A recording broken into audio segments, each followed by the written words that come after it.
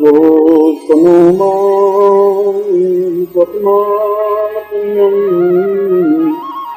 संजीवनोपात्मगम्यम्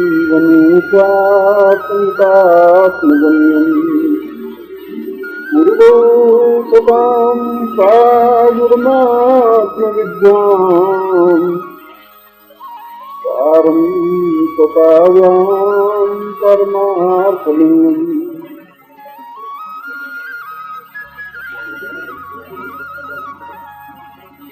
सर्वश्रेष्ठ ऋषि और संजीवनी विद्या के एकमात्र जानकार शुक्राचार्य ने अपने शुक्रोपनिषद के प्रारंभ में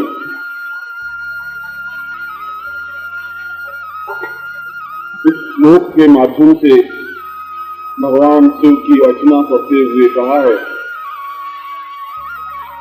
कि जो रस है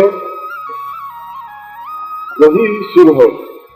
रसो वैस, रस का मतलब है तारा। भगवान शंकर का सत्व और भगवान शंकर का आत्म ही रस है और रस को ही शंकर कहा गया है। इसलिए मैं रस को विज्ञानात्मक रूप देता हुआ रस के माध्यम से संजीवनी विद्या स्पष्ट कर रहा है। इस श्लोक में उन्होंने 3 मौलिक बातें कही हैं शुक्राचार्य ने। एक, संजीवनी विद्या का अर्थ सर्वथा मृत व्यक्ति को पुनर्जीवित कर देना।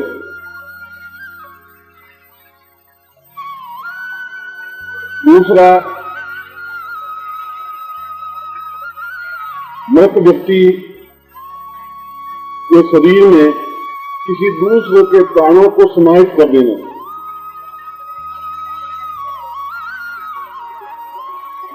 यह मूलभूत चिंतन समझने की बात है। जहां तक प्राणों का प्रश्न है, वह तो सारे प्राणियों में एक जैसे ही प्राण है। ये हमारे शास्त्र, वेद और वेदांत उपनिषद कहते हैं कि आत्मा तो एक है, अजर है, अमर है, अविनाशी है और आत्मा में कोई भेद नहीं होता। गीता में भी कहा है कि चींटी में जो आत्मा है वैसी की वैसी आत्मा मनुष्य में है। प्राणों को ही आत्मा कहा गया है। इसलिए किसी मृत व्यक्ति में किसी भी प्राणी की आत्मा या प्राणों का संचार किया जा सकता है। इस पूरी साधना को समझने से पहले इस साधना को समझ लेना जरूरी है, इस तथ्य को समझ लेना जरूरी है। यदि मृत हाथी की आत्मा को मनुष्य के शरीर में प्रभावित कर दी जाए तो मनुष्य वापस जीवित हो सकता है। यह भी संजीवनी विद्या है। या जिस प्रकार से मैंने एक बार मंडन मिश्र और शंकराचार्य की कहानी सुनाते हुए बताया था कि एक राजा की आत्मा को, राजा के प्राणों को शंकराचार्य ने अपने प्राणों में समाहित कर लिया था। मनुष्य के प्राणों को मनुष्य के प्राणों में रूपांतरित किया जा सकता है। पशु के प्राणों को भी मनुष्य के शरीर में रूपांतरित किया जा सकता है। वह चाहे चींटी के प्राण हो, तब भी उतने ही फोर्स है जितने आप में प्राण है। प्राण की दृष्टि से दोनों में कोई अंतर नहीं है। और तीसरा, शुक्राचार्य ने कहा कि यह संजीवनी साधना रसो वैस, रस के माध्यम से ही पुष्ट होती है। इसलिए आवश्यक नहीं है कि मृत व्यक्ति को जीवित करने के लिए या कायाकल्प करने के लिए या काया रूपांतरित करने के लिए एक मृत व्यक्ति है और उस मृत व्यक्ति को जीवन दान देने के लिए या उसको जीवन या धड़कन वापस देने के लिए दूसरे सभ्य मृत प्राणी की आत्मा उसमें ट्रांसफर की जा सकती है, अथवा जो आत्माएं भटक रही हैं उनमें मनुष्य की आत्माएं भी हो सकती हैं, पशु की आत्मा भी हो सकती है। उन आत्माओं में से किसी आत्मा को पकड़ करके उस मृत व्यक्ति में रूपांतरित की जा सकती है। इसलिए इसमें यह चिंतन करने की बात नहीं है कि इसी की आत्मा इसमें लौटे, यह आवश्यक नहीं होता। और यह भी आवश्यक नहीं है कि उसी समय कोई व्यक्ति मरे तो उसकी आत्मा को रूपांतरित किया जाए, यह भी आवश्यक नहीं है। यह भी आवश्यक नहीं है कोई मृत व्यक्ति ही हो, यह भी आवश्यक नहीं है। हजारों हजारों लाखों आत्माएं इस अंतरिक्ष में विचरण कर रही हैं। आप में अगर क्षमता है और वो प्रत्येक आत्मा वापिस शरीर धारण करना चाहती है, यह उनकी एक इच्छा रहती है। यदि आप कभी इस प्लेट आत्माओं का आह्वान जैसा किया जाता है, और यह बहुत संक्षिप्त और सरल विधि है। किसी आत्मा को आवाहित करने के लिए कोई कठिन विधि नहीं है, और आप किसी भी आत्मा को बुला करके बात कर सकते हैं और कंफर्म हो सकते हैं। कंफर्म इस प्रकार से, यदि कोई महिला अपने पति की आत्मा को, जो मृत पति हो, उस आत्मा को बुलावे और बुला करके वो बात पूछे जो सर्वथा गोपनीय हो, केवल उस पत्नी को या पति को ही मालूम है, तीसरे को मालूम नहीं है, और यदि वो उत्तर सही दे देता है तो समझ लेना चाहिए आत्मा वही है। और हम कैसे कंफर्म करेंगे, क्योंकि वो गोपनीय बात और किसी को मालूम नहीं थी, या ऐसी गोपनीय बात जो केवल पत्नी को मालूम थी या पति को ही मालूम थी, और उसका जवाब वो आत्मा दे देती है। तो ये स्पष्ट है कि वही आत्मा जिसका मैंने आह्वान किया है वही। कई बार आत्माएं छल भी करती हैं, ये मेरा अनुभव है। हम बुलाते हैं किसी आत्मा को, दूसरी आत्मा उसमें आके बैठ जाती है और कह देती है मैं तो वही। गांधी की आत्मा को बुलाया गया और गांधी की आत्मा की किसी पिशाच की आत्मा, किसी दुष्ट व्यक्ति की आत्मा आई, मैं कौन बोल रहा तो मोहनदास करमचंद गांधी बोल रहा बोलती, और उसको पूछते हैं कि तुमने क्या किया कि 42 का आंदोलन मैंने किया, और बहुत बाद में मालूम पड़ता कि ये तो बिल्कुल कोई फ्रॉड है, छल है। आत्माएं भी फ्रॉड करती है, और कई बार आत्माएं बड़ा दुष्ट व्यवहार भी कर लेती हैं। आती हैं किसी शरीर के माध्यम से। आत्माओं को बुलाने के लिए 3 तरीके हैं, जैसे किसी शरीर के माध्यम से, खुद के शरीर के माध्यम से, या कोई बालक हो, 5 साल का बालक हो, 7 साल का बालक हो, अबूझ बालक हो, उसके शरीर में भी आत्मा आकर के जवाब दे देती है। जैसे किसी आदमी को भूत प्रेत लगता है, पिशाच लगते हैं, ठीक उसी प्रकार से आत्मा का आह्वान भी शरीर में किया जा सकता है। और 5 साल या 7 साल का बालक, यदि वो आत्मा अंग्रेजी पढ़ी लिखी है तो 5 साल का बालक अंग्रेजी में जवाब देगा। बालक को तो 5 साल के बालक को तो अंग्रेजी का ज्ञान है नहीं, इसका मतलब है वो आत्मा आई जरूर। एक तो शरीर के माध्यम से, दूसरा संकेत के माध्यम से। उसमें एक ऊंजा बोर्ड का रहता है, या ऊंजा बोर्ड का रहता है, एक बोर्ड का नाम है ऊंजा, एक वैज्ञानिक था, उसने उसको रचना की थी। अमेरिका में आत्माओं का आह्वान का बहुत बड़ा प्रचलन है और शौक है वहां से। रोज रात्रि को जैसे यहाँ ताश खेलने का शौक हो, तो वहाँ आत्माओं को बुलाने का और बातें करने का शौक। छोटे छोटे बच्चे रहते बैठे बातें करते रहते हैं, बड़े बातें करते रहते हैं, ये वहाँ चलता रहता है। प्रत्येक घर में वहाँ राष्ट्रीय रोग है। तो इसलिए उस ऊंजा बोर्ड बाजार में मिलता है और आप बना सकते हैं। एक गोल बोर्ड बना दें और गोल बोर्ड पर ये जो बिल्कुल चिकनी सी कोई सतह हो, जिसको प्लास्टिक जैसा कहते हैं या बोर्ड कहते हैं, पतला सा, इस प्रकार के बोर्ड उसके ऊपर लगा, चिकनी सतह उनसे बिल्कुल चिकनी, और उस चिकनी सतह पर आप चारों तरफ ABCDEFGA इस प्रकार से जेड तक और 1 2 3 का अंक लिखे। फिर उसके बाद में बीच में एक कटोरी रख दे उनकी, और फिर आप 3 आदमी या 3 कोई बालक या 3 व्यक्ति मिलकर के आत्मा का आवाहन करें, किसी भी मृत आत्मा जो आपकी परिचित है। तो आप खुद देखेंगे कि कुछ क्षण बाद 2, 3, 4, 5 मिनट बाद, मगर इसमें इतना ध्यान रखने की जरूरत है कि कमरा बिल्कुल शांत हो, डिस्टर्बेंस नहीं हो, आवाज नहीं आती हो, तो रेडियो की आवाज भी नहीं आती हो, बहुत धूप अंधेरा नहीं हो और वेर से भी तेज नहीं हो, बहुत मध्यम सी लाइट सी हो, या बिल्कुल धूप अंधेरा हो तो आप बस बहुत सी लाइट लगा दें लाल हो, और फिर 3 व्यक्ति एक उंगली इस कटोरी पर रख दें, फिर आत्मा का आह्वान करें, तो कुछ समय बाद कटोरी अपने आप करने लग जाएगी। आपको कोई मंत्र की जरूरत नहीं, कोई टेक्निक की जरूरत नहीं, कोई क्रिया की जरूरत नहीं है, करने कर सकते हैं।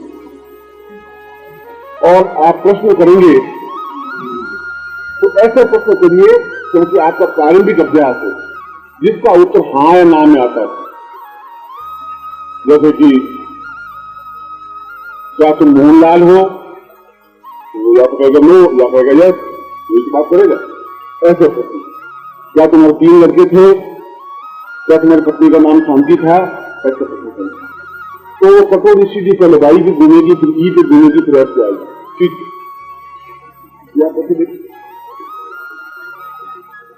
या नो पे आएगी, ए नो ओ पे आएगी।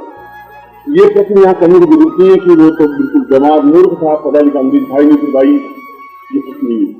वह आत्मा जहां तक जब आत्मा बन जाती है तो अंग्रेज की धुरंधर नहीं बनती, पर ऐसे छोटे मोटे उत्तर दे सकती है, भाई ये अपने नहीं। कई बार ऐसी आत्माओं को दूसरी आत्मा हेल्प भी कर लेती है और किस आत्मा आ जाती है।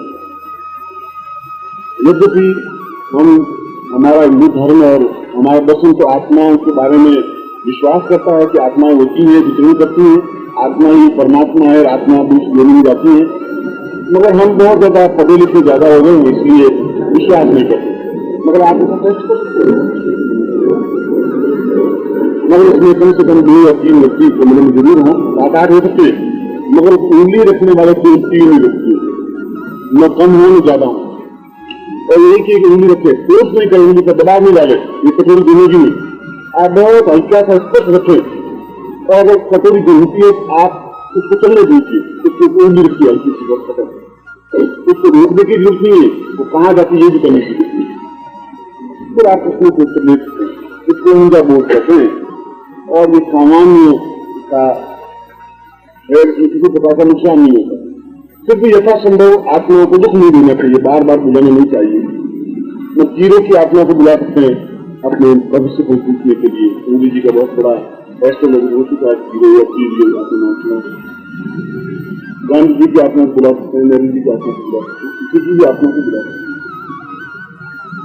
यदि उसका वापस जन्म नहीं हुआ है तो जरूर आत्मा आएगी, और अधिकतर आती ही, या आपको जो परिचित हो उनकी आत्मा को, पड़ोसी की आत्मा को बुला सकते हैं। डेथ होगी, जिन लोगों को बुलाना, वो दरवाजा खोलने पर आए, वो मृत हैं, और आप दरवाजा थोड़ा सा बंद रखिए, थोड़ा सा खुला रखिए जल्दी, और तेज रोशनी उनकी, ये ध्यान रखें, बहुत तेज रोशनी आत्मा नहीं आती, मध्यम की रोशनी होनी चाहिए जिसमें आप उनके चेहरे देख सकें, बस इतना ही। और बिल्कुल ऐसा खूब अंधेरा भी नहीं होना चाहिए, इसमें आप अक्षरों को पढ़ सकें, होना चाहिए, तो वो आपको प्रश्नों की जवाब देगी। कई बार आप जानबूझ के झूठ प्रश्न कर दें, उल्टा प्रश्न कर दें, तो कभी नहीं। जैसे उनके पिता का नाम सुखलाल हो, आप तुम पुरुषोत्तम के लड़के हो, तो कभी नहीं, फिर वो सुखलाल के लड़के हो तो कभी भी हो, तो आप कंफर्म हो सकते हैं कि सही उत्तर हो। ये तो प्रारंभिक बात बताई मैंने आत्मा को बुलाने की। इसका आयुष की तो आत्मा खुद किसी के ध्वनि के माध्यम से जवाब देती है, फिर तो आत्मा स्वयं कमरे में आपको खुद ही बोल देती है। ये तो बहुत हाई विशेष की बात है। कोई ऐसी भी घटना घटी, आत्मा ने अधूरा उपन्यास लिख के चली गई और फिर आत्मा ने कमरे में बैठ के पूरा उपन्यास कंप्लीट लिखवाया, वो बोलता गई आत्मा वो लिखते गए, मगर वो थर्ड स्टेज की बात है। वो तो पहले स्टेज की बात जहाँ कुछ जोर नहीं लगे, तकलीफ नहीं हो, आप ठीक समझ सकते। तो मैं उसे संजीवनी क्रिया के बारे में जहाँ समझा रहा था, तो संजीवनी क्रिया के बारे में शुक्राचार्य ने कहा है कि आत्मा पशु की, पक्षी की, कीट पतंग, किसी की भी आत्मा अपने आप में शुद्ध परिचित होती है, उसको मानव की आत्मा में रूपांतरित किया जा सकता है। मृत व्यक्ति की आत्मा में, मगर तब तक रूपांतरित किया जा सकता है यदि मृत व्यक्ति के शरीर में षडांत पैदा नहीं हो गई और 8 घंटे बाद षडांत पैदा हो जाती है। मरने के 8 घंटे बाद षडांत पैदा हो जाती है। 8 घंटे तक व्यक्ति मरने के बाद भी लगभग स्वस्थ रहता है, तो उसका खून धीरे धीरे पानी में कन्वर्ट होता रहता है। ब्लड में जो ब्लड होता है वो एकदम से ब्लड से पानी बनता नहीं, मगर धीरे धीरे वो ब्लड होता रहता है। इसलिए मरने के बाद जल्दी ही इस क्रिया को करना चाहिए, बहुत ज्यादा विलंब नहीं होना चाहिए। 8 घंटे के बाद ये प्रयोग बेकार है, करने की जरूरत नहीं। और जितना कम समय होगा मरने के उतना ही ज्यादा सतत मिलता है। मगर यदि आप चाहें तो ऐसी मृत लाश को बर्फ में रख करके लेने के बाद ही षडांत पैदा नहीं होती आती है, और बर्फ में षडांत पैदा नहीं होती। वो एवरेस्ट पर जिन नेपालियों की या गोरखाओं की या उनकी मृत्यु हो जाती है, तो 4 साल बाद दूर से एवरेस्ट चढ़ने वाले देखते हैं तो लाश जल सकते हैं, बर्फ में बदली नहीं जाती, उसमें कुछ भी जरूरत नहीं, क्योंकि वो बिल्कुल फ्रीज हो जाती है और फ्रीज चीज खराब होती है। और वहां तो भगवान की वहां तो चीज बना हुआ जो खराब होने का कुछ नहीं। ये हुई बेसिकली बात। तीसरी बात शुक्राचार्य ने कही कि रसो वैसा रस के माध्यम से ही संजीवनी क्रिया संपन्न की जाती है। इसीलिए वैदिक ग्रंथों में भगवान शंकर को वैद्यनाथ कहा गया है, और वैद्यनाथ का मंदिर है आपको बिहार में, और ज्योतिर्लिंग में एक ज्योतिर्लिंग है वैद्यनाथ साहब, और वैद्य कहते हैं चिकित्सा करने वाले। इसलिए और वही वैद्य सफल किया जाता है जिसको कार्य का ज्ञान होता है, कार्य का ज्ञान होता है, रस का ज्ञान होता है। पहले जमाने में उसको वैद्य मानते ही नहीं थे जिनको पारा शोधन करना या पारा को संशोधित करना नहीं आता था। जो पारे के 16 संस्कार होते हैं, एक संस्कार के बाद दूसरा संस्कार, तीसरा संस्कार, चौथा संस्कार, कुल पारे के 16 संस्कार होते हैं। 12वें संस्कार में पारा सोने में रूपांतरित किया जा सकता है पारे को। 13 संस्कार में पाद गुटिका बनती है जिसको अदृष्टिकरण कहते हैं, जिसका मुंह में रखी व्यक्ति शून्य दृष्टि हो जाता है, वो तो दूसरों को देख सकता है तो दूसरे को नहीं देख सकते। ये पारे के 13वें संस्कार की बात है। फिर 14वां संस्कार है, 15वां संस्कार है, 16वां संस्कार है। नॉर्मल वे में वैद्यों को पहला संस्कार या दूसरा संस्कार तक तो आता है, उसके बाद में वैद्यों को कुछ ज्ञान है नहीं, ऐसा मेरा अनुभव है। ये अच्छे सच्चे वैद्य हैं जिनको 16 संस्कार आते हैं। वीर विहीन मही में जानी, पक्षी वीरों से खाली नहीं है, सभी तरह से नहीं। मगर अधिकतर हरिद्वार में जो आयुर्वेद का कॉलेज है, यूनिवर्सिटी है, आयुर्वेद यूनिवर्सिटी, उसमें जो पढ़ करके एमए पास होकर के निकलते हैं उनको थ्योरेटिकल तो 16 संस्कारों का ज्ञान होता है कि पारे को पहले सबसे पहले शहद में घिसना चाहिए, शहद में घिस करके उनसे बंधन करना चाहिए, बंधन करने के बाद उसका पहला संस्कार होता है, दूसरा संस्कार, जो करके वो 16 संस्कार के बारे में समझा देंगे और प्रैक्टिकल पहला संस्कार भी नहीं करते। वो सही तरीके से उस शहद में भी पारे को तोड़ नहीं सकते। ये मेरा अनुभव है इन लड़कों के बारे में जो एमए पास डिग्री लेकर के आए हुए हैं, और ये भी ऐसे 10 लोगों के अनुभव है। वो बता देंगे मुंह से तो ऐसा करना चाहिए, फिर ऐसा करना चाहिए, फिर पारे को ताप देना चाहिए, पारे को जो है आपने थोड़ा ताप दिया पारा टूट जाएगा, ताप रहेगा ही नहीं। मगर वो कहते हैं ताप देना चाहिए, लेकिन ताप देकर दिखा दो, और वो बड़े हड्डी में ताप देते हैं तो 2 सेकंड लगते नहीं, पारा ताप में रहता ही नहीं, पारा टूट जाता। इसलिए प्रैक्टिकल बिल्कुल एक चीज अलग है और थ्योरेटिकल बिल्कुल अलग है। बहु वाली बात की एमए पास, पीएचडी पास, बहु ससुराल गई और ससुराल गई तो सास बहुत खुश हुई, पढ़ी लिखी बहू आई, मेरे बेटे को एमए, ये तो पीएचडी। तो बहू ने सास ने कहा बहू तुम बहुत पढ़ी लिखी है, अपने माँ जी एमए पीएचडी करती, सब कुछ आता है, कि डांस भी आता है, गाना भी आता है, खाना भी बनाता हुआ मैंने देखा है, सीखा है, तो बहुत सुशील, इससे ज्यादा सुशील क्या हो। पूजा और आप लोगों के हाथ का ही खाएंगे पहले पहले बार है, कुछ नहीं तो चावल बना देना, दाल बना देना और रोटी बना देना।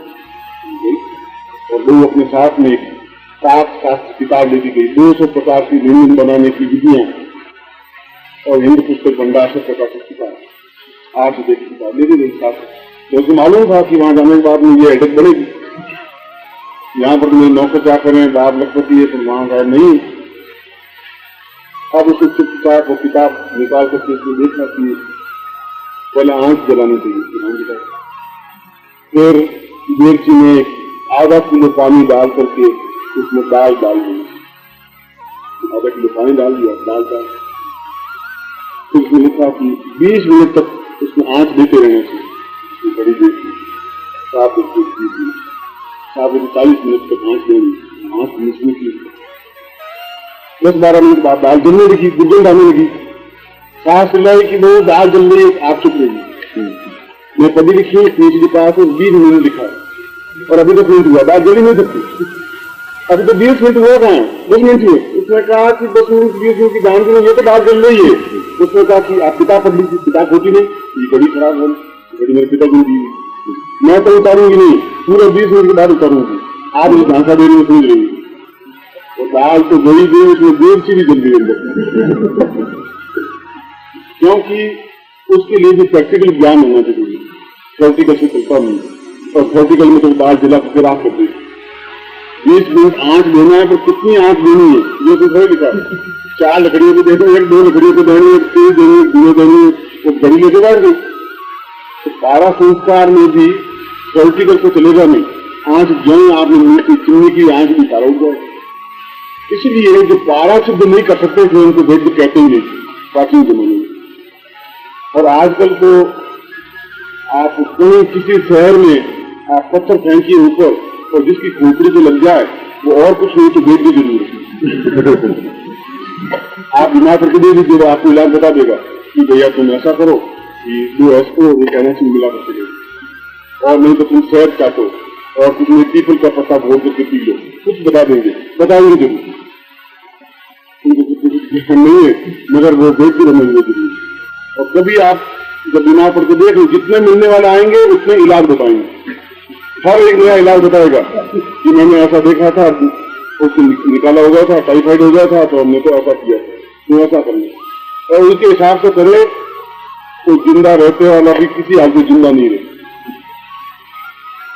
तो ये तो कार्य संस्कार की बात में संजीवनी साधना को आगे समझा है, मैंने आपको चौथा शुक्राचार्य संजीवनी साधना में कही। और यह ग्रंथ भी अपने आप में गोपनीय ग्रंथ रहा है, और केवल इसकी एकमात्र प्रति है नेपाल में। और नेपाल अगर आप काठमांडू गए हो तो काठमांडू से करीब 24 किलोमीटर आगे एक बूढ़ा नीलकंठ शहर है, गांव है, कस्बा है, जिसको बूढ़ा नीलकंठ कहते हैं। उसमें बहुत बड़ा पानी की झील सी है और झील में लेटे हुए शिव है, भगवान शंकर की ऐसी पत्थर की मूर्ति है जो करीब 100-125 फीट लंबी है और नीचे तालाब के नीचे डाली हुई है, लेटी हुई। जैसे बनारस में इलाहाबाद में आप गंगा के किनारे सोते हुए हनुमान जी, लेटे हुए हनुमान जी गंगा के किनारे, वहां फिर नीचे जाते हैं, फिर उनके दर्शन करते हैं, हनुमान जी लेटे हुए लगते हैं। और कोई लेटे हुए नहीं है, सभी जगह गदा हुए लिए खड़े हैं, पहाड़ लिए हुए, वहां पर इलाहाबाद वाले को सुला देते, बस अब आराम कर, बहुत काम करते। इलाहाबाद में तकलीफ देखने की जरूरत नहीं है, इलाहाबाद में हनुमान जी तकलीफ देखते नहीं, बिल्कुल बैठे हुए लोग ऊपर से ध्यान करके दर्शन करते हैं, ऊपर फेंकते रहते हैं पत्थर वगैरह ऐसे हनुमान जी के ऊपर, वो बेचारा कुछ नहीं बोलता। तो वो तो वहां पर बूढ़े नीलकंठ से सोए हुए तालाब में, मगर ऊपर से आप देखें तो तालाब के नीचे बिल्कुल सोए हुए भगवान शंकर दिखाई देते हैं, इसलिए उस जगह का नाम बूढ़ा नीलकंठ है। और वहां पर महाराजा वीरेंद्र की लाइब्रेरी है, उस लाइब्रेरी में वो एक ग्रंथ केवल उपलब्ध है जो प्राचीनतम है। और खाल पर, कैसे खाल है ऐसा नहीं, मगर कांच के शीशों में मंजी हुई है, और शुक्राचार्य पढ़ी संजीवनी साधना, करीब 12-13 उसके प्रश्न है, और महत्वपूर्ण पुस्तक है, एकमात्र पुस्तक है और कहीं कोई पुस्तक है नहीं। यदि कभी आप नेपाल जाने का अवसर मिले शिवरात्रि के अवसर पर, बूढ़ा मील के स्थान पर अवश्य जाएं, दर्शनीय स्थान है, देखने योग्य और पुस्तक को अवश्य देखने चाहिए। उसमें जो विधि दी हुई है वह अत्यधिक महत्वपूर्ण है और अनुभवगम्य है। अनुभवगम्य दृष्टि से इस साधना के 6 लाभ हैं।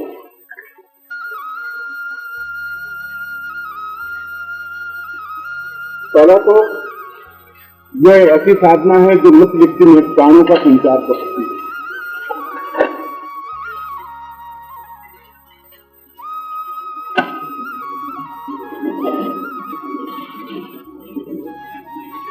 दूसरा, इसकी महत्वपूर्ण विशेषता एक और है कि यदि व्यक्ति कोई मृत तुल्य हो, यदि आप किसी बीमार से मिलने के लिए जाएं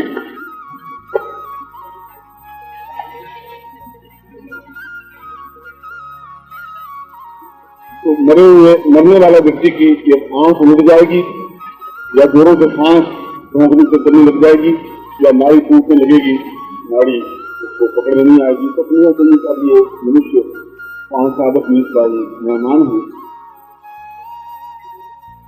ऐसी स्थिति में वह जो विद्या है, इस विद्या का प्रयोग किया जाए तो 2-4 घंटे निश्चित रूप से जिंदा रह सकता है।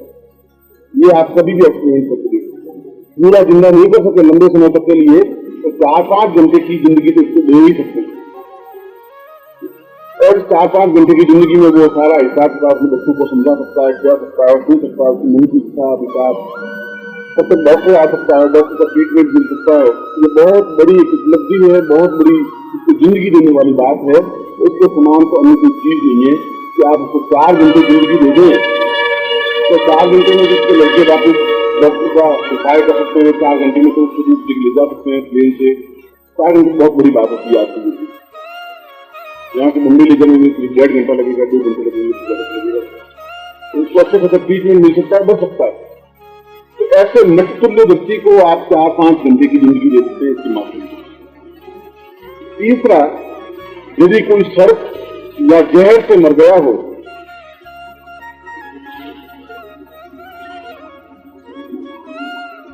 तो 3 महीने तक यदि उसकी लाश सड़ती नहीं, जिसको जहर चढ़ा हुआ हो उस व्यक्ति की लाश सड़ती नहीं, 8 घंटे में नहीं सड़ती, 3 महीने तक भी नहीं सड़ती। और उसे कब्र में डाल दें तो नमक से तो गल जाएगी मगर नॉर्मल में दुर्गंध नहीं आएगी उसकी, क्योंकि जहर अपने आप में एंटी इफेक्टेड है, इसलिए उस लाश को सड़ने नहीं देती। इतनी गहराई में जाने की जरूरत नहीं है।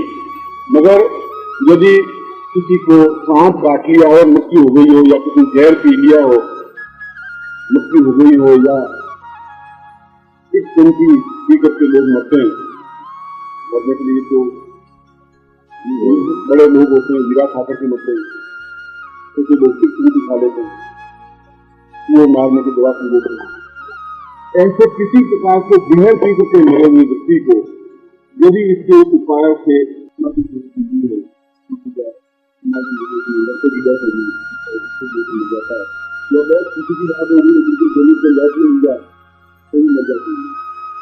ज्यादा खुशी से बहुत जबरदस्त मिल जाती है। तो किसी को सदमे से अगर कुछ मछली हुई हो तब भी उसके माध्यम से उसको 5-6 घंटे की या 4-5 घंटे की जिंदगी दी जाती है।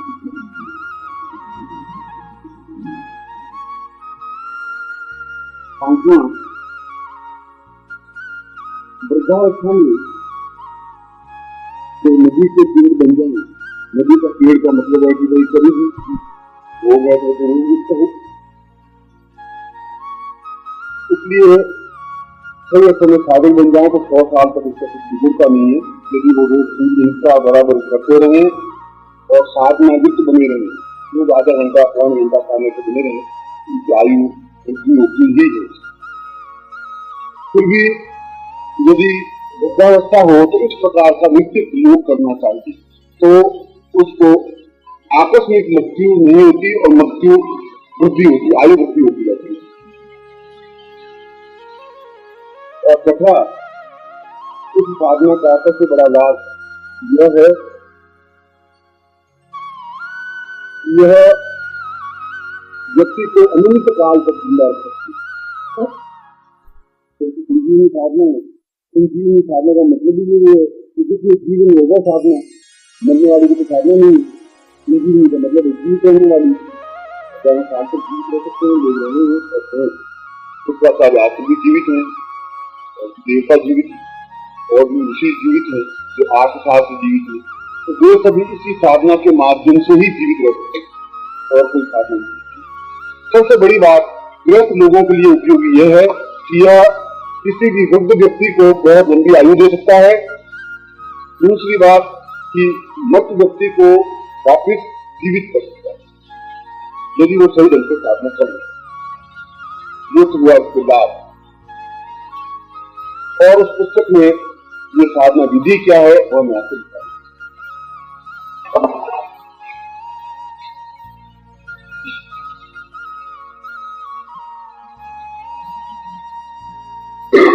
उसकी साधना विधि उन्होंने केवल 3 श्लोकों में समझाई है शुक्राचार्य ने, और तीनों कूट पद हैं।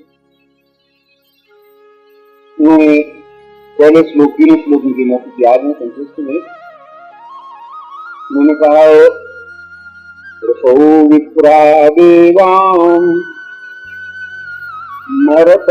मरतरमणिव्याहति सरं दिवो दीर्घायुक्तं मनघ प्रणीतं दार्भुतसरम् अतिव्याप्तमेवं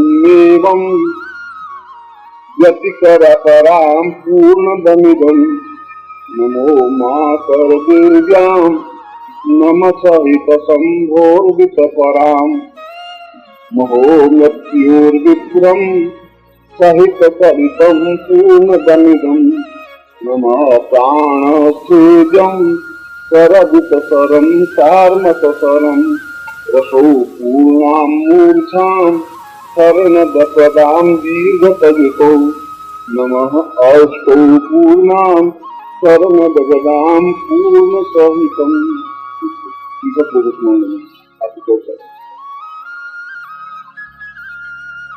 तीनों श्लोकों का अर्थ कि किस प्रकार से इस साधना को संपन्न करना चाहिए, इसके लिए कहा गया है कि साधक पारद शिवलिंग बनाए, क्योंकि रस के माध्यम से शुक्राचार्य ने कहा प्रथम श्लोक में कि रस ही शंकर है, रस ही शिव है, रस ही जीवन है, रस ही प्राण है। मगर यह सामान्य पारद नहीं है। इस पारद में 3 वस्तुएं मिलाए। पारद में कोई चीज मिलती नहीं, मगर संस्कार इसमें मिलती।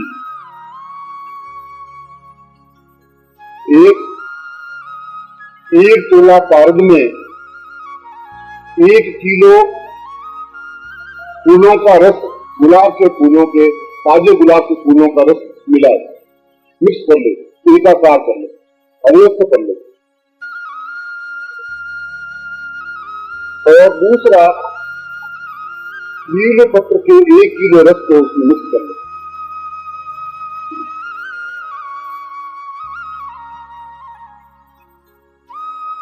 इस प्रकार का पारद के 8 संस्कार करे। पहला एक संस्कार करे, फिर दूसरा संस्कार करे, फिर दूसरे संस्कार, एक दिन स्टार्ट होंगे नहीं, 1 by 1 होंगे, 8 संस्कारों से युक्त बनाए। फिर उसको शोधित करे, मूर्छित करे, शोधित, मूर्छित, ताड़ित और उत्थापित, चारों क्रियाएं करे। 8 संस्कार के बाद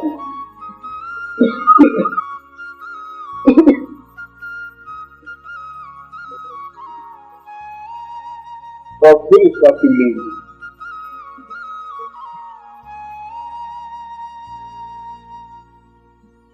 यह शिवलिंग चाहे छोटा हो चाहे बड़ा हो, उसका कोई परिमाण नहीं। छोटा सा तीर की पुतली के आकार का भी शिवलिंग मिल सकता है और नारियल के आकार का भी शिवलिंग, मगर शिवलिंग आकार का हो। तो ऐसा शिवलिंग ही संजीवनी साधना में प्रयुक्त किया जाना चाहिए, और जिसके घर में ऐसा शिवलिंग है वो अपने आप में दुर्लभ और आश्चर्यजनक अद्भुत माना गया। क्योंकि वे प्रेम युग में चला था। मगर सामान्य कार्य में और इस क्रिया में अंतर यह है कि दोनों प्रकार के रस मिलाने में बहुत ऊंचे स्तर का ज्ञान है।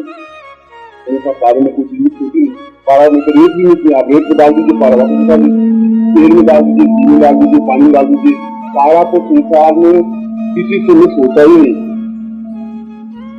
मिक्स कर ही नहीं सकता कोई। और फिर उसको मूर्छित करना, तारीफ करना तो अपने आप में और कठिन किया है, और आप संस्कार करने को नहीं किया। इस प्रकार का जब फीलिंग बन जाए तब उसको स्वर्ण ग्रास दे, स्वर्ण ग्रास देना यह क्रिया है।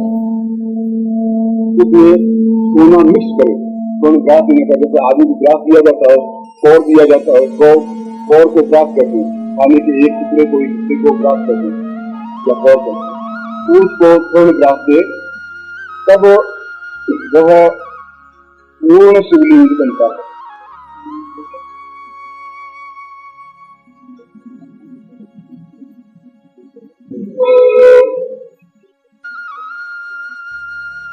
इस प्रकार का शिवलिंग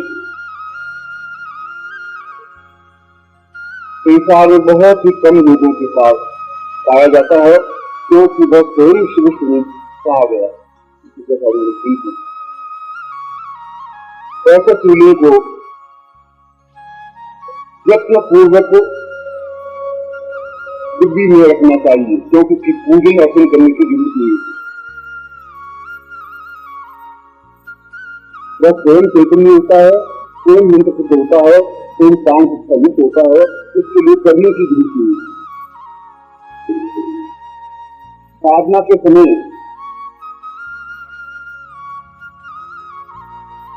उसको सामने किसी पात्र में नील पत्र बिछाकर उसके ऊपर शिवलिंग को रख दे।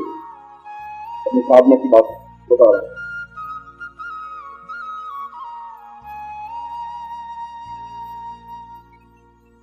और उस पर आंख के दूध, आंकड़े का दूध पहले से निकाल करके रखे, लगभग 3 तोला नित्य ताजा आंख का दूध हो, और उसमें पानी 1 किलो मिला करके 2 किलो आंख के दूध में 1 किलो पानी मिला दे, और उसकी जलधार देते हुए मंत्र जाप करें।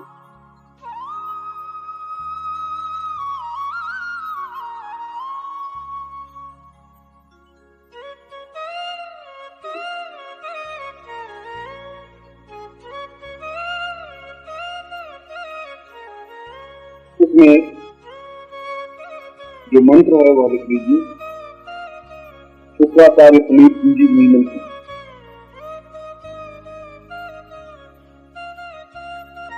ओम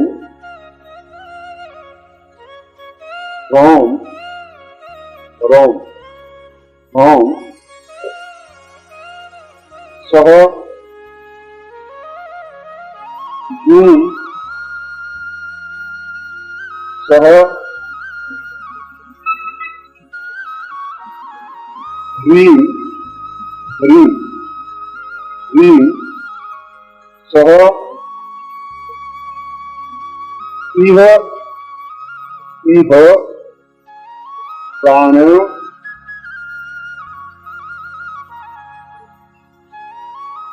सम द्रौपदी सम नमः, यह मंत्र है। और पूरा मंत्र इस मंत्र की 3 घंटे तक मंत्र जाप करना है। रुद्राक्ष की माला पहन करके मृगशाला बिछाकर, नीचे आपका मृगचरण हो या जागृचरण हो, उसके ऊपर आप बैठे और रुद्राक्ष की माला धारण की हुई और उस जल का अभिषेक करते हुए 3 घंटे तक मंत्र जाप करते हैं।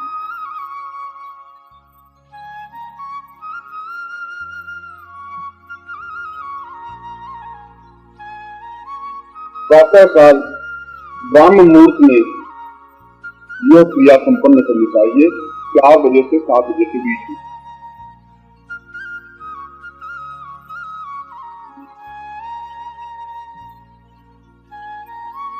इस प्रकार 21 दिन तक यह प्रयोग करना है। किसी भी सोमवार से प्रारंभ करना है और 21 दिन करना है। अगले सोमवार को चेक करने की जरूरत नहीं है। जहां 21 दिन पूरे होंगे तो साधना संपन्न हो जाएगी, ऐसा मानना है।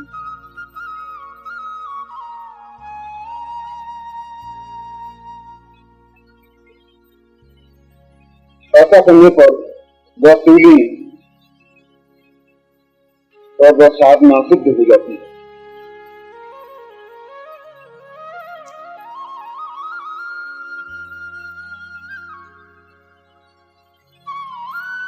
अब इसका जब प्रयोग करना हो तो ऐसे शिवलिंग पर शुद्ध जल या गंगा जल चढ़ाते हुए, फिर इसमें आग का दूध नहीं मिलाएगा, शुद्ध जल या गंगा जल चढ़ाते हुए उसी मंत्र से 3 मिनट तक 11 बार मंत्र बोल करके और वह जल मत व्यक्ति को पिला दे या मुंह में डाल दे।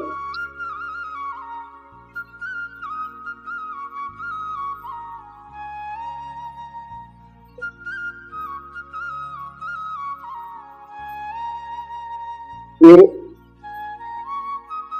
मत व्यक्ति के दाहिने कान में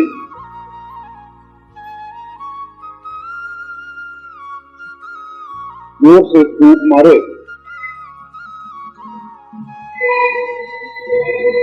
3 बार मंत्र का उच्चारण करे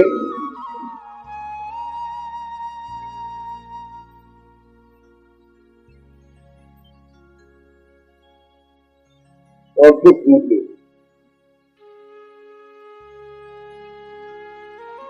तो वह व्यक्ति पुनः चैतन्य हो जाए।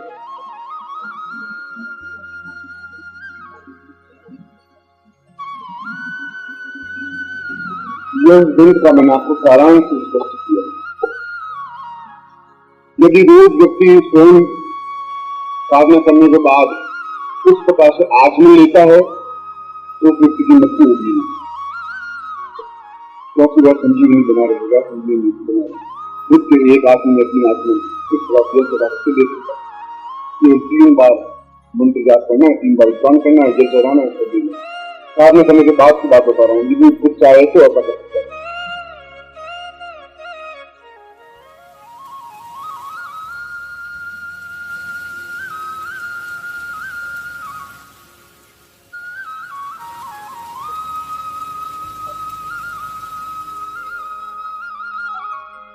यह उपचार्य संजीवनी साधना है और अत्यधिक दुर्लभ और गोपनीय रही है। इसके लिए भी वही नियम जो मैंने कल शाम को आपको मैंने गुरु द्वारा अपने जो नियम बताए थे वही नियम इस पर भी लागू रहेंगे। इसलिए गोपनीय साधनाओं को गोपनीय बने रहने दें। यह मेरा धर्म और मेरा कर्तव्य था कि आप किस साधना में भाग ले रहे हैं तो मैं फिर से संबंधित तथ्य छुपाऊं नहीं।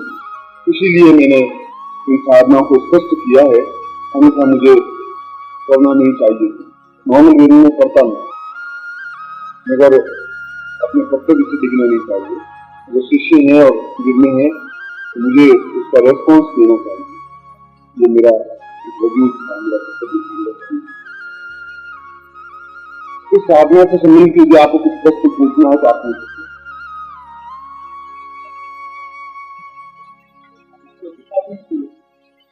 तो अगर मैं दिशा नहीं दिए तो कोई दिशा हो, यदि आसन नहीं दिया तो कुछ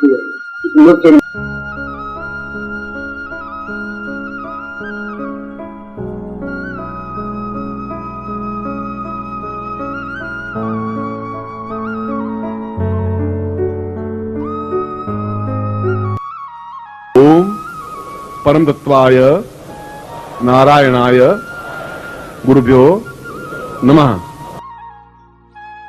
ओम ह्रीं मम प्राण देह रोम प्रतिरोम चैतन्य जाग्रय ह्रीं ओम नमः। ओम भूर्भुवः स्वः तत्सवितुर्वरेण्यं भर्गो देवस्य